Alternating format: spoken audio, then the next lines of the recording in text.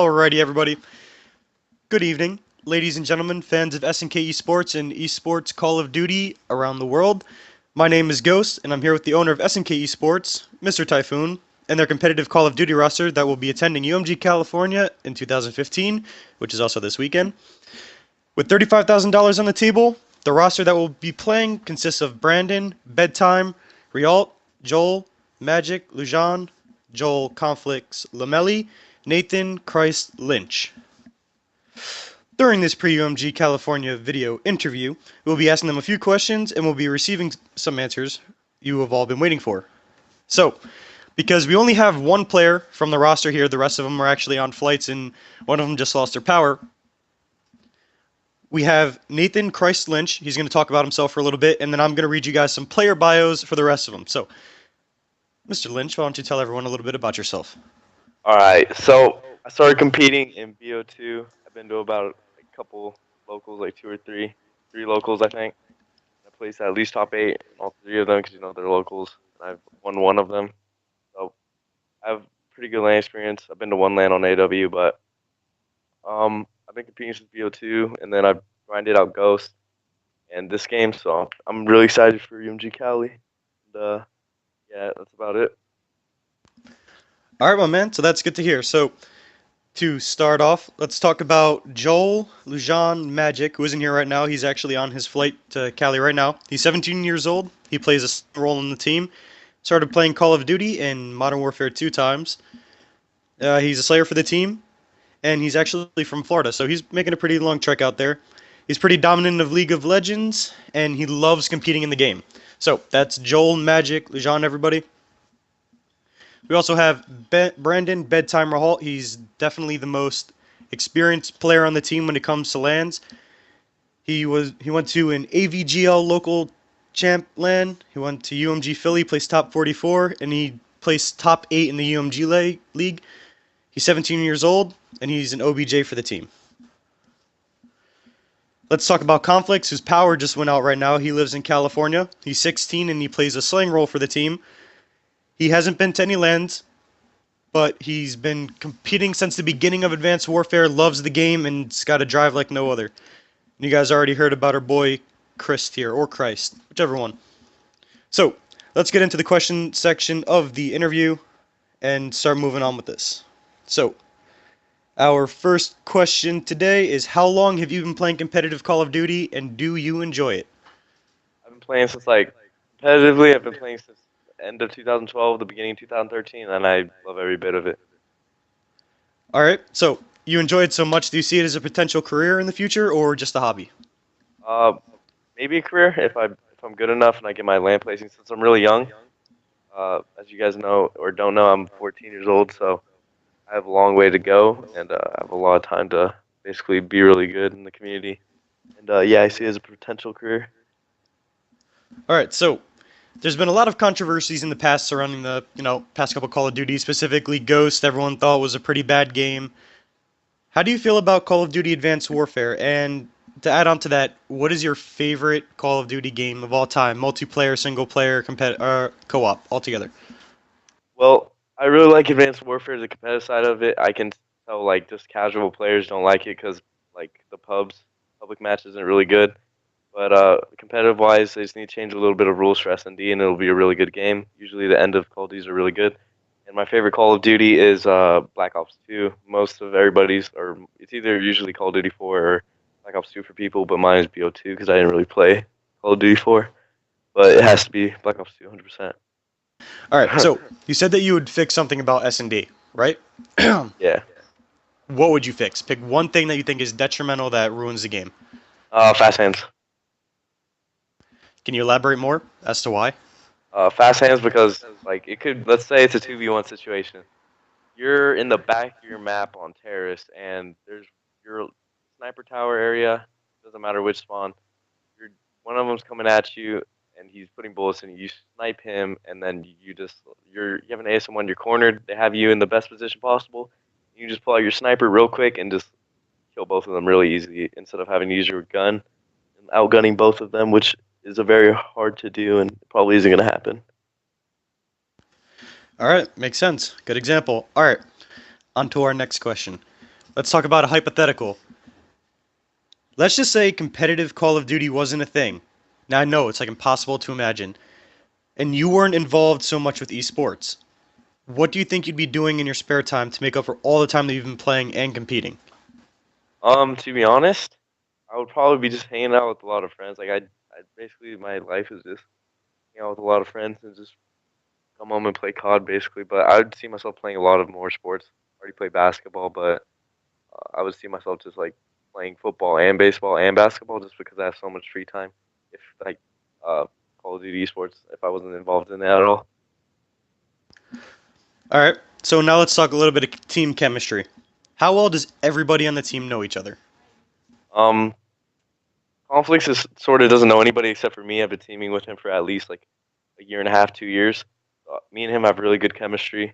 I'm excited to see him this weekend. It's gonna be really fun, and I've known Magic and Bedtime for like 3 weeks, 4 weeks, to a month, and it's gonna be really cool to see them. And I'm pretty sure they've been teaming for longer, so it's gonna be really cool to see everybody. And yeah. Do you guys carry on that friendship off the playing field, or is it just strictly an in-game friendship? Do you guys talk a lot outside of Call of Duty? Yeah, we all talk. We all like whenever we're not team scrimming or something, we'll play wagers together. Like it's nothing like we're all friends. Me and Conflicts especially, like that's my duo. We're always playing. We're always talking. It's a really good time. We have like group DMs with our all our friends and stuff, so it's pretty cool. And with Bedtime and Magic, they're cool dudes. Can't wait to see them too. It's gonna be really fun to meet everybody and all the friends that I have like that are my teammates. It's gonna be really fun to see everybody, and everybody just gets along really well outside of the game, showing in the calls. Oh yeah. All right, so outside of competitive Call of Duty, outside of Call of Duty in general, what's your favorite game to play, competitively or casually? It's like a video game. Yeah. Probably. I actually don't know the question. NBA 2K. Love that game. All right, sounds good. I mean, I don't know. My personal favorite, man, I love to go back and play the old CODs and some games on the original Xbox, grinding out some Halo every once in a while. So, all is fair.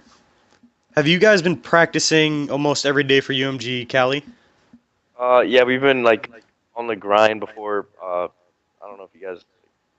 I don't know, but Mon's left. We've been playing a lot with him. It didn't really ruin us too much because we have conflicts, and conflicts just that overall slayer, and I have chemistry with him, so it wasn't really that hard. We've been teaming for like a couple days now, and it's going probably better than we had Mon. No disrespect to him, but it's been going really well, and yeah. All right, so you mentioned it for like half a second, but you were kind of quiet about it.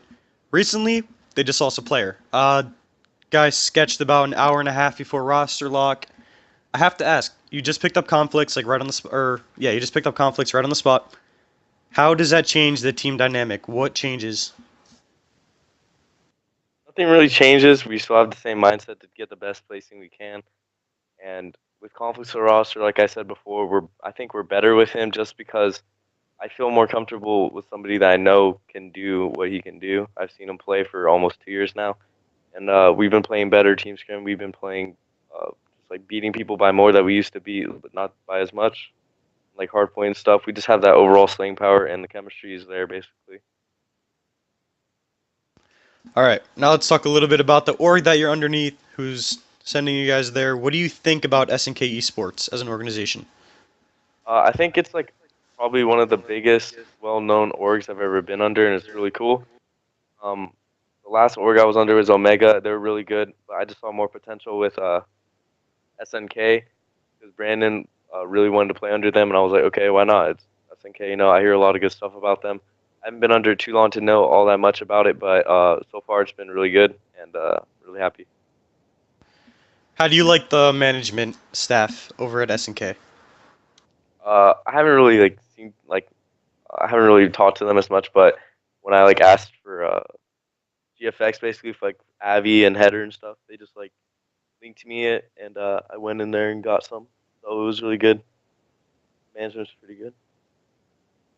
So far, what has been your most memorable time or memorable thing that's happened with SNK? Um, I don't know, just basically the people I met in SNK, which is Brandon, Monge, and Magic, basically. I don't know. That's basically it. And us teams coming and having a good time. All right. So now it's time to talk a little bit cocky. What do you think you guys are going to place at UMG Cali? I'm hoping, I'm gonna do my all to at least the top 16, but be truly satisfied. I want to place top 8. I think that would be the coolest thing ever. Just go in there and just maybe even come out nowhere and win it. Who knows? But it'd be really awesome for most people's first major on our team, a major Call of Duty event, just to come out and just place top 8 or maybe even win it. All right. So we haven't seen the brackets just yet. We'll take a look at that in a minute. Are you guys nervous or really excited, kind of anxious to play up against any team in particular? Um, I want to play against Omega, not because that was my last org. It's just a coincidence that one of my old teammates, Loyal, joined them, and he's really good. I'm really good friends with him. And I'm pretty sure they're playing Enigma 6 first round, so that's going to be really tough for them. I'm rooting for them. I hope they come out with a W on that because we're all really good friends, and I really want to play Omega. They're, I don't know what team they are, but just uh, Loyal, Navi, that's the two people I know on that team. I really want them to beat Enigma and just play us sometime in the tournament. All right, let's go back to a little bit of team chem stuff. How do you think, your team's communication is? Um, with me and all the teammates, I think I have the biggest advantage with team chemistry because I know bedtime, magic, and conflicts, and conflicts already knows me. He has the biggest disadvantage I think with team chemistry because he only knows me. And I have the biggest because I know everyone, and magic and bedtime only know them and me. They've never really played with conflicts, but I think as a team we're pretty good chemistry wise. We already learned how to play the difficult game modes, which is basically CTF. Uplink. Uplink is probably the hardest thing to learn, and we're actually really good at it so far. And I think our team chemistry is just naturally growing. All right, so depending on your placing, so I'll give you a hypothetical. Let's say you place top 48, well outside your expected range. Do you think the team would be staying together, or would you guys break apart? Just your own thoughts. Um, top 48, 40th place. To be honest, uh, I wouldn't see us breaking up. To be honest, I think since we didn't have that much time to practice, maybe a couple 4 days worth. I had a lot of time with them, but um, if I see they're going all out and stuff, they have talent, it's just our chemistry and stuff that just ruins our teamwork. And I see they have the raw slaying power and the uh, gun skill and skill level they need to achieve better in the future, then I'll definitely stay with them. All right, so you said that you've been to a couple local lands. What were your placings, and which one was your favorite event that you went to? Prism was definitely uh, really fun because I got fourth at that, and then I placed top 8 at another one, and I placed first at the WC, and it was pretty fun. Mine was probably WC because of course I won it, but it was just a little LAN and all the little GameStop ones. We win those every year just for a free game or something. I get it for my little sister or something. That's nice. All right, so let's do some fan questions here. We've got three or four of them that were pretty decent. So at TV underscore Simba asks, why did everyone start competitive? What was your drive and motivation? Are you happy where you are now? I started competitive because I saw I liked playing Call of Duty back in BO2. At the beginning, I was just a noob. I just played because it was really fun. I wanted to get my KD as high as I could, and my friend told me about game battles. I started playing that, and then I started learning how to I saw tournaments and stuff. I started playing those. It was just really fun, and I'm pretty happy where I am right now. So yeah. All right, so our next question comes from at Vexa underscore joke. What has been your best experience in SNK esports? Best experience is just meeting all the great guys in it. Great org owner, great staff, great management, and then all the wonderful people that I'm teaming with right now. It's gonna be a really good time this weekend. All right, our next and final question from the fans is at MOG underscore vitals. How did your four find each other? how's your communication as a team? I found bedtime through a tweet that one of my friends retweeted, and they were looking for one, and I really needed a team. It was about a month ago. I was like, I need to go to this LAN event. They never have like UMG events or like MLG events really in Cali unless they're major, like super major, like chance and stuff. I was like, I need to go to this one, and then I saw bedtime tweet out, and this is when I first started looking for a Cali team. Like, all right, I need to go team with this kid. I need to see how he is. I was just looking for the teams to play, like the best one I could find. And I really liked it was Monge, Magic, and Bedtime, and I just liked how they played. And then yeah, and our communication's really good. All right, let's talk a little bit about the event itself, the brackets, kind of like your predictions for other teams as well as the teams that you're facing. So, in round one, you guys are playing RGS Black or Returning God Squad Black. I have seen these guys play.